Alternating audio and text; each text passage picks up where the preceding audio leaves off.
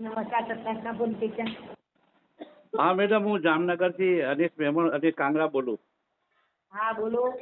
આ call recording ઉપર madam છે.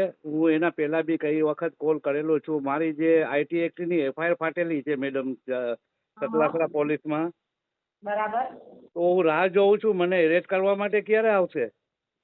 તમારે અહીંયા આવવાનું હોય, તમને નોટિસ આપેલી હોય એ આધારે તમે અહીંયા આવી જાઓ પોલીસ સ્ટેશન. પણ એમાં તો એવું છે મેડમ, હું હમણાં જે છે હાઈકોર્ટની અંદરમાં ક્રોસિંગ માટે નથી ગયો.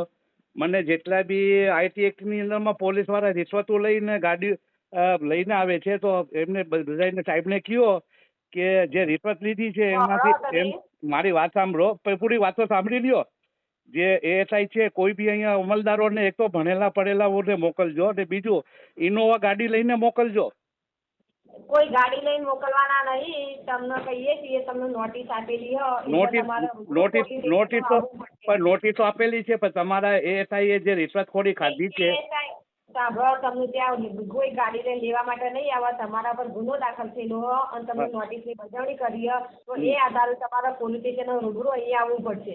ના, એટલા પૈસા નથી મારા આગળ કે હું આવું ગાડી લઈને. તો એમને જે રિશ્વત લીધી છે ને, રિશ્વતખોરીમાં જે એફઆઈઆર દાખલ કરી છે તમારા એએસઆઈ જે છે પીએસઆઈ, મને એમની વાત છોડી દો. તમે એ બધી વાત છોડી દો. તમે પોલીસ સ્ટેશન આવી જાઓ, રૂબરૂ આપણે સાહેબને વાત કરાવી દેવડાવડાવશું. તો કાંઈ વાંધો નહીં, મને મંડી ઓર્ડર કરી નાખજો.